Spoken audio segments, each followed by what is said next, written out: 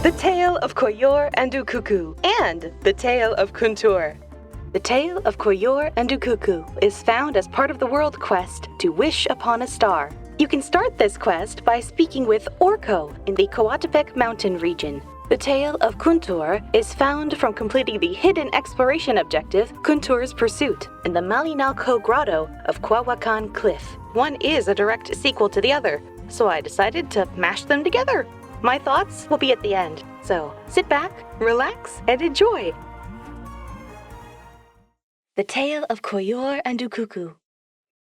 Description: a long-standing Natlan folktale that was originally told orally. As such, there is now no way of knowing who the original author was. Volume 1.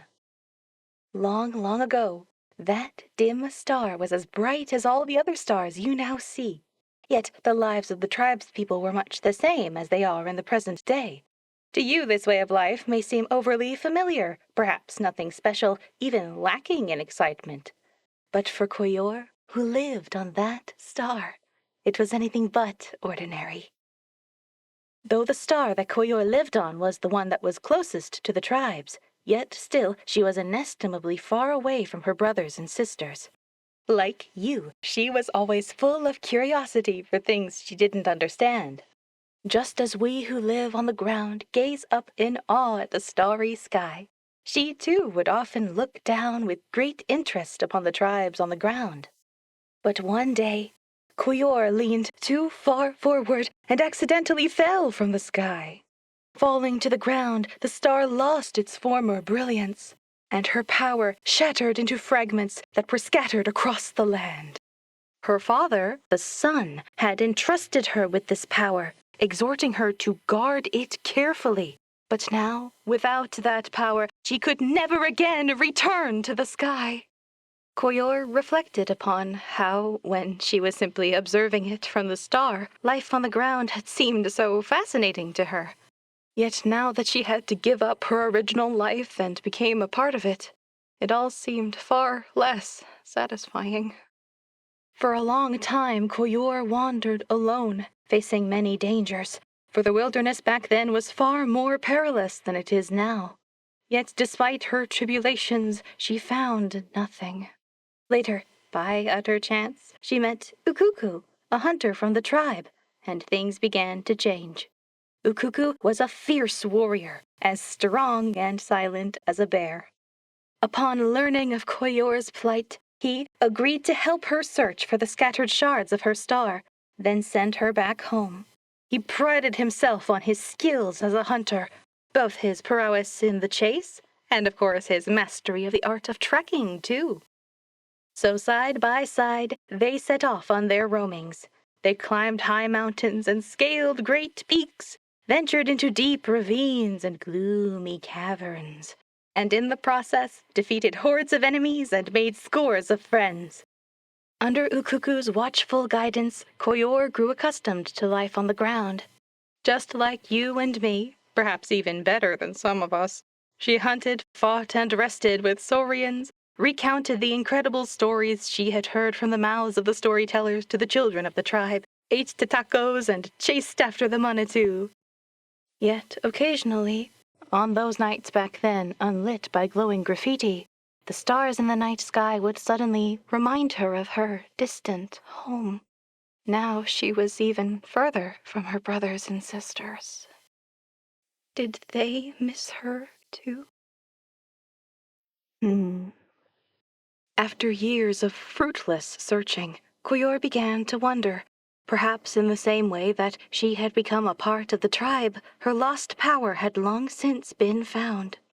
Perhaps the birds, beasts, insects, and snakes had claimed it for their own. When she asked Ukuku if he had grown tired of chasing such an elusive goal, the only answer he gave was a short, "Sorry." What a tongue-tied hunter, she thought to herself. Yet his heart is kind. Besides, they had been searching blindly from the very start, and it was by any reckoning a difficult task. And besides, it really had nothing to do with Ukuku from the first, so his apology was utterly misplaced. Thinking back on how this quiet hunter had taken such good care of her, Qoyllor could only marvel at his kindness. Later on, Qoyllor and Ukuku were to form a family together, settling down in a corner of the tribe. And to think the young children of the tribe had not the slightest inkling that one of their neighbors had fallen from the stars. Qoyllor had always been of a cheerful disposition, and when things happened that could not be helped, she simply let them be. Though her homeland was now far out of reach, the twinkling stars seemed to greet her as if they were her brothers and sisters themselves, and so she was content. But Ukuku, whose wish had seemingly come true, became even more silent and gloomy than before. Some said it was just his nature, while others speculated that he was haunted by guilt as a result of having failed to fulfill his promise to Qoyllor. Such theories each have their merits, but as you know, when someone harbors an unspeakable secret, they tend to appear melancholy, and this was certainly the case with Ukuku. But what exactly was this secret that Ukuku was hiding? Forgive me, I must keep you in suspense for now, and instead return to the matter of neighbors. It is said that a relative far off is less helpful than a neighbor close by, and in the tribe we always rely on the support of our neighbors and friends. As bad luck would have it, their neighbor, Pochika, was a troublemaker who had never gotten along with Ukuku. He had always tried to make things difficult for Ukuku, but as long as Ukuku ignored him, things never escalated. So before Qoyllor's arrival, they managed to coexist. But Qoyllor's presence ignited a spark of jealousy in Pochika, and once that spark was lit, it could not be so easily extinguished. Ukuku is a kind person, and kind people always put the needs of others above their own. Of course, Pochika was well aware of what the other tribespeople thought of Ukuku, but he clearly saw things differently. What a bore he is! A complete and utter bore! But I can use his kindness against him, and in the end it will save me much trouble. Pochika's plan was very simple. He would, from time to time, speak badly of Ukuku in front of Qoyllor, adding a bit of color here and there, embellishing his stories with malicious barbs. You might wonder how such a clumsy trick would work, but do not forget, the extreme reticence, even gloominess that Ukuku had shown of late could be hard to bear for someone whose origins were as special as Qoyllor's. Ah, look at you, like a bird that has had its wings clipped. When he was talking to Qoyllor, Pochika always took on an air of intimacy. He's always been like this. Whenever he found a bird he liked, he'd clip its wings to stop it from flying away, then lock it in a cage. Pitiful, truly pitiful. At first, Qoyllor paid no attention to her vindictive neighbor's gossip, but after years of hearing it, time and time again, she could not help but begin to have doubts. She longed to know what was in Ukuku's heart, but neither did she want to make a big deal out of nothing. So she tried probing with a few comments disguised as playful remarks. Yet always Ukuku seemed unwilling to engage, either dodging her questions or simply adopting his usual gloomy demeanor and answering only with heavy silence. Now let us return to the secret that Ukuku had kept hidden within his heart. Everything he did only served to deepen Qoyllor's suspicions, and she was the type that liked to get to the bottom of things. After all, if it wasn't for that, she would never have fallen from her star in the first place. Under the pressure of her questioning, Ukuku soon confessed his secret. It turned out that, in the course of their past travels together, he had indeed found some star shards. In other words, the goal that had always seemed so elusive to Qoyllor was not entirely without its clues. But by that time, Ukuku had already developed feelings for her, and he knew that when the day came when all the shards had been found, Qoyllor would return to the stars and they would never see one another again. As I see it, it's hard for anyone to persist in something that goes against their nature for long, and Ukuku was no exception to this rule. When he finally revealed his innermost secret, it was as if a heavy weight had been lifted from his shoulders, and even the gloom on his face seemed to lessen. Yet, having heard his confession, Qoyllor felt only sadness and anger. Deceit and betrayal were things she had never before known, but now she understood their bitter pang. She really was a bird whose wings had been clipped. Thinking such a thought only served to convince Qoyllor that Ukuku's actions could not be forgiven. And as we all know, though it takes great time to build, deep trust can be destroyed in an instant. Qoyllor demanded that Ukuku hand over the star shards he had hidden, but Ukuku refused. He could not bear the thought of parting with her, still believing that as long as he kept her close, there was always a chance that he might turn things around. But this was a vain idea, for as we all have our limits when it comes to forgiveness, and these vary from person to person, so for Qoyllor did the buck stop at deceit and betrayal. Ignoring his pleas, Qoyllor left the tribe she had once considered home, returning to the same wilderness she had wandered when she first fell down to the ground. But this time it was different. She knew what she had to do. Like a true person of Natlan, she left a huge work of graffiti on the vast expanse of land. How big was it? Though it can now be seen no longer, it is said that those who witnessed it at the time remarked that it might well have been bigger than a volcano. You could not have missed such a gigantic piece of graffiti, even if you were gazing down from the sun itself.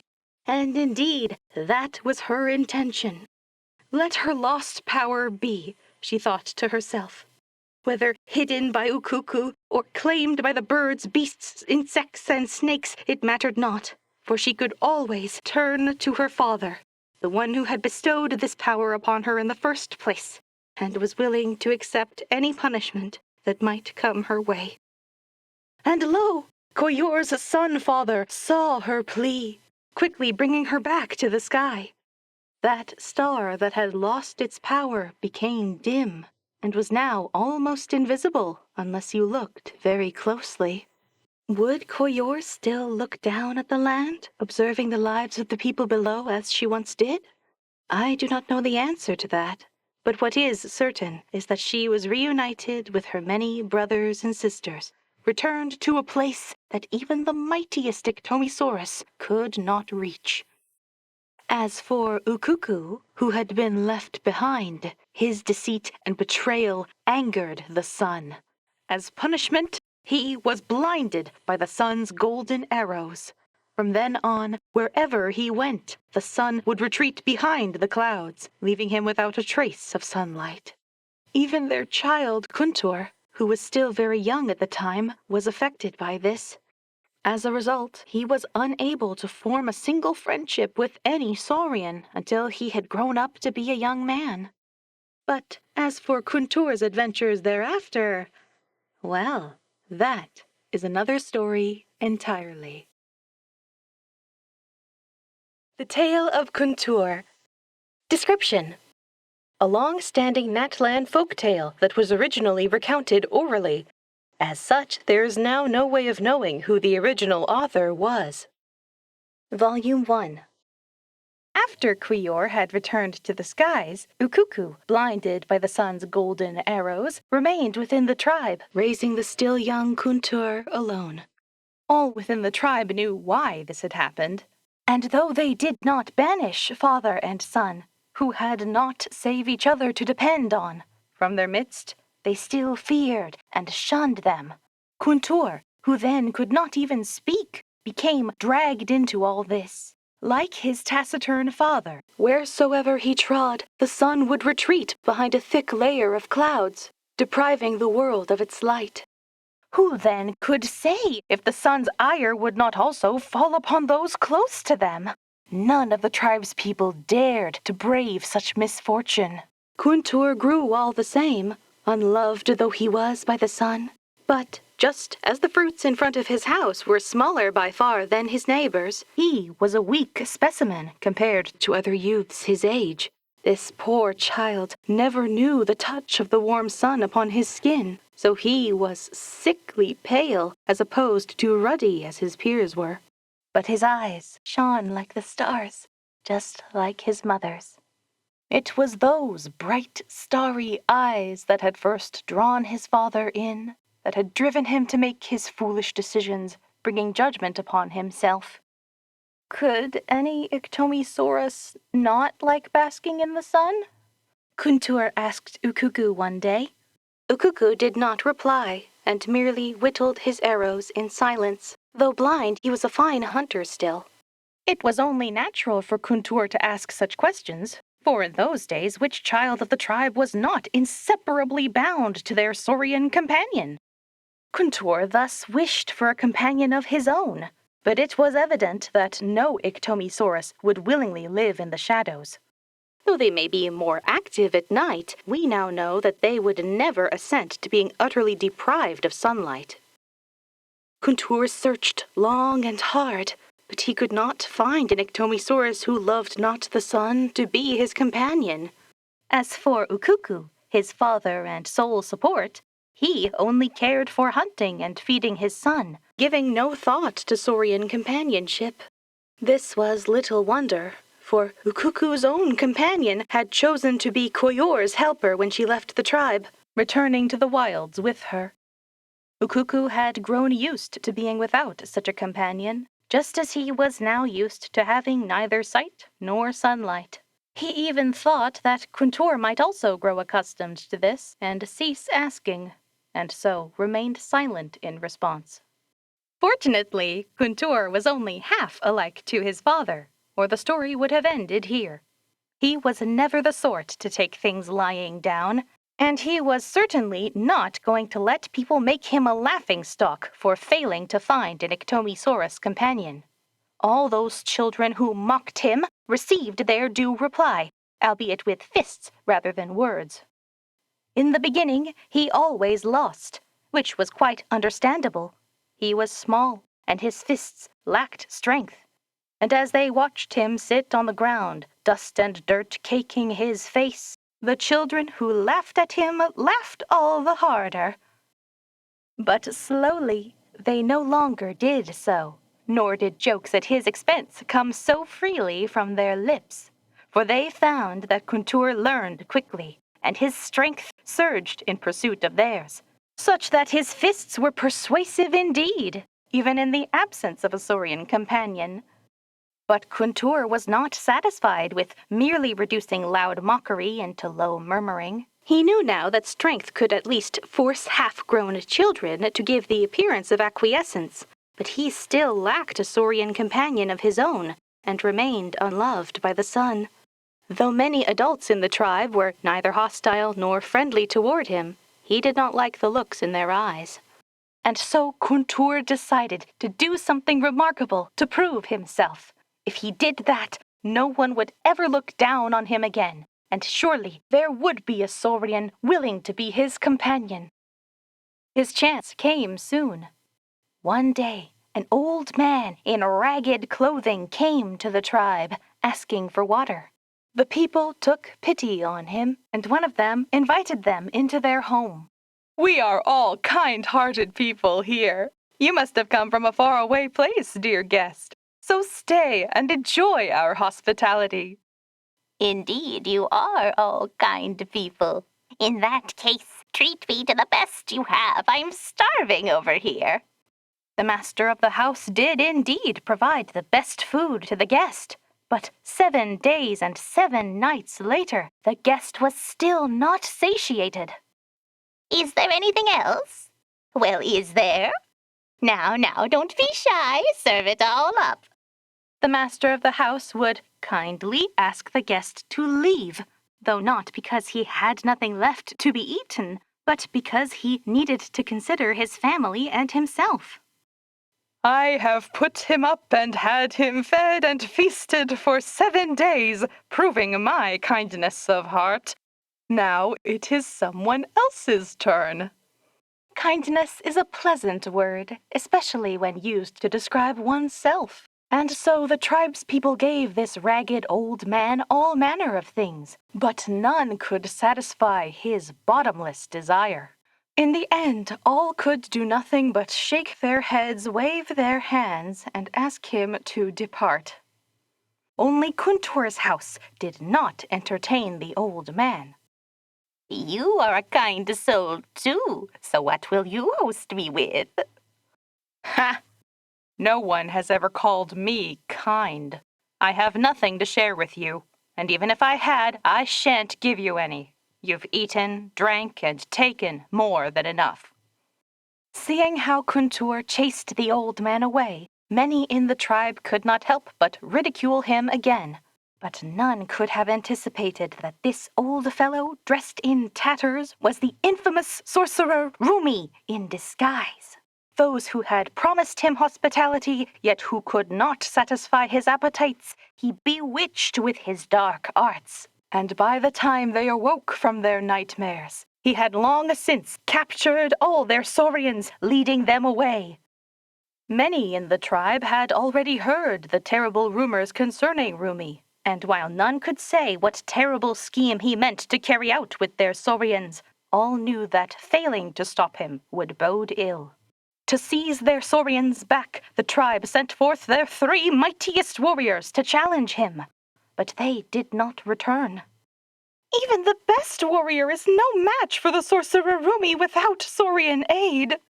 And just as the tribe had lost their confidence, Kuntur stepped forth to volunteer himself. Yes, him, Kuntur, unloved of the sun, one who had never even gained a Saurian companion. Now, none believed he would succeed, but neither did any bar his path. Good thing I've nothing to lose. At least he cannot take from me what I never had. Thus thinking, Kuntur set out on his journey with great confidence. As Kuntur made his way forward, Rumi's spells summoned up layers of mist to surround the warrior. He knew that Kuntur was hated by the sun, and so could count on no sunbeams to scatter the mist for him and light the way. But Kuntur had learned the hunting arts from his blind father since he was a boy. Though he was as good as blind, sounds and smells guided the way for him, and the magically manifested mists could not snare him. One ploy having failed, the sorcerer Rumi deployed another, sending forth 3 talking pakpakas to come before Kuntur with both threats and temptations. These 3 pakpakas were the 3 warriors the tribe sent forth, who had each been defeated due to their own weaknesses and turned into this form by Rumi. They did not believe Kuntur, unloved of the sun, to be superior to them, and so they spoke the very deceptions Rumi had snared them with, attempting to trick Kuntur. But Kuntur would not fall for such trickery. His father had been punished for deceit and betrayal, and so he hated all lies most bitterly, and could always see through them at a glance. Having had their ruse exposed, the warriors were enraged and tried to block Kuntur's path, upon which he had no choice but to persuade them to step aside by force. Thus did Kuntur pass through numerous trials until he finally found the sorcerer Rumi, and also laid eyes upon the captured Saurians. The sorcerer put his evil arts to use once more, attempting to frighten Kuntur. But even towering waves and running lava could not scare Kuntur, much less these illusory traps made through spellcraft, so akin to the fog he had encountered at the bottom of the valley earlier. His wicked spells had no effect on Kuntur, but the captured Saurians were not similarly immune, and so Rumi used his spellcraft to turn them to his service. Yet he did not expect even them to not be a match for Kuntur. Your fists are tougher than the hardest stones I've ever seen. No one would want to go hand to hand against such fists, and Rumi was no different. Realizing that he was on the back foot, he no longer cared for the Saurians he had stolen from the tribe. Turning into a cloud of smoke, he fled in defeat.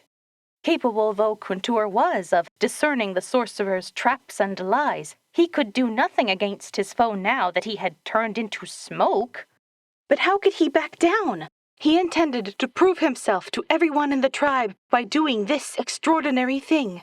And so he made up his mind to capture Rumi, no matter what it took or what he had to do. At that moment, he saw the still-bound Iktomisaurs, And he thought, since Rumi had been able to command them using mystical arts, perhaps he might use force to compel an Iktomisaurus to help him track Rumi's down and pick out his manifestation. the poor creatures were still under the influence of the spell as he unshackled them, and so they struggled and screamed. It took Kuntur a lot of effort to calm them down, and as to which was the bravest of the lot, Kuntur had recognized it at a glance. All right. Now then, you're coming with me, and we're going to track down Rumi the sorcerer. For my honor! And also for the warriors who were turned into pakpakas. The Iktomisaurus seemed unconvinced and tried to break free, but Kuntur held it fast, and it could not move. Yet, looking into the creature's sad eyes made even fearless Kuntur shudder. Of course he could tame the Saurian this way, but were he to do so, how different would he be from the wicked sorcerer? So, after only a moment's hesitation, he made up his mind. Fly then! Go where you please. The Iktomisaurus spread its wings and flew off the moment Kuntur let go, swiftly disappearing over the horizon. And so Kuntur went in pursuit of Rumi alone. The released Saurians could not speak human language, of course, and glory unwitnessed is no glory at all. Thus was Kuntur's first step on his journey to prove himself also his most anxious one. For Rumi had long transformed into smoke, drifting far away to places unknown. He had also heard the rumors that the tribe's storytellers and well-informed messengers had brought of Rumi, and guessing that he might turn into an animal to avoid pursuit, he wrestled long-necked rhinos and stared down grasshoppers all along his path, but to no avail. It seemed that, without an Iktomisaurus companion's aid, the search for the sorcerer would be like searching for a needle in a haystack. But Kuntur had inherited more than just star-like eyes from Qoyllor, and just as his mother had once wandered the wilderness, searching tirelessly for star-shard traces, Kuntur too did not despair of the chase for Rumi, and the confidence he had set out from the tribe with never dimmed. Until the day he heard a familiar cry. It was of an Iktomisaurus he recognized. Indeed, it was the one he had released, the boldest in the tribe, the one who also lacked a companion. It had left him, but now it had returned. We do not know why it did so, but we can be sure that Iktomisaurs are most intelligent creatures who choose their partners. Surely then, Kuntur had earned its recognition, which is why it returned and willingly showed Kuntur the way. With the aid of an Iktomisaurus, even the wily Rumi was no match. The sorcerer even attempted to take a brown deer's form to escape Kuntur, only to find that the hunter was just as swift as he. On the brink of being caught, Rumi transformed into a capybara and dived into the water. How secretly pleased he was with himself then, for he thought that Kuntur might not be a good swimmer. Surely he would escape. Yet Kuntur's Iktomisaurus companion was not only brave, but blessed with wisdom as well. It flapped its wings in the air, summoning forth a cyclone. Kuntur rode that wind, and his footsteps grew swift and light as if his feet had grown wings, giving him speed no less than that of Rumi, now a fast-swimming capybara. Shocked, Rumi leapt out of the water, transforming into a bird that immediately made for the skies above. Which wasn't a good move, if you ask me. If this had been the Kuntur of yesterday, he would have had no choice but to give up. But today, things were different. His Iktomisaurus companion carried him up and up through the clouds, and at last they caught the cunning sorcerer. Realizing that there was no way out, Rumi simply turned himself into a giant rock. Surely Kuntur could do nothing about him now. Yet the young warrior grabbed the giant rock and would not let go, crying, "Fly! Higher, my friend, higher!" And so higher and higher they flew, until they soared above the very highest cloud layer, and there Kuntur beheld the sun for the first time. But before he could say anything, the sun brought forth cloud layers more and thicker to surround them. Kuntur and his companion had no choice but to try to find a way out, bursting through the thunder, rain, and storm in the cloud layers as they went. The great heights were frigid indeed, with even Kuntur's eyelids swathed in frost, while the rock that Rumi had transformed into was frozen solid. Never again would his foul magic wreak havoc. Having overcome trial after trial, Kuntur and his companion returned to the tribe, telling everyone about their marvelous experience. After that, the stone that Rumi had turned into was placed in a suitable location. The 3 warriors who had been turned into pakpakas by the sorcerer were themselves restored to human form. As before, they gave Kuntur a wide berth, but out of shame and regret rather than disgust and fear.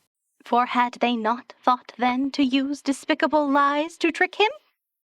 Thus did Kuntur prove himself to his tribe and win glory. But more importantly to him, he finally had an Iktomisaurus companion of his own. Thanks for listening. Leave a like if you enjoyed it. And if you want to hear what I read in the future, consider subscribing. Now, what do I think about these? To start things off, the star Qoyllor lived on is definitely a metaphor. As a refresher, once upon a time, way back in unreconciled stars, strange meteorites fell from the sky. Those meteorites turned out to be pieces of the constellation of an adventurer named Leonard who died a long time ago. Anyone who touched those pieces fell unconscious and dreamed about Leonard's life and his intense ambition to scale the tallest peak. So the fake stars in the fake sky are rock-looking things that contain the memories and ambitions of the person whose constellation it is. Not exactly a place to live.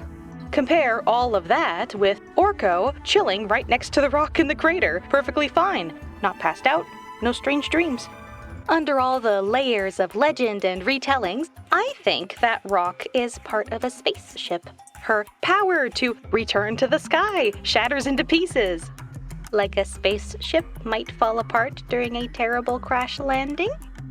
It's just one interpretation, but interpreting is part of the fun. What do you think? Aside from that, Qoyllor having beautiful star-like eyes that her son inherited reminded me of how some Khaenri'ah nobility have 4-pointed stars for pupils. I have wondered about that before. What makes a pure-blooded noble Khaenri'ah after all? Just because it reminds me of something doesn't mean it's proof there's a link, but I want to hang on to this story and keep looking. Moving right along, fun fact, did you know Kuntur was mentioned before Natlan even released? Back in Specially Shaped Saurian Search in 4.6, Ranjit, a chef from Sumeru, was inspired by the story of Kuntur and his bravery to follow his childhood dream of one day befriending and riding a jade plume terror shroom. Though he didn't learn the lesson that using force to tame a new friend wasn't the best idea. At the end, he decided he should befriend a slime first to get the basics down before trying bigger beasts. Whether or not Kuntur actually existed, or he's an allegory for something else, I find his story a little inspiring too. Even the most unloved and outcast person has their strengths, and a bond built on shared respect and trust will last. The power of friendship never hurts either. Thanks for stopping by, and I hope you have a great day.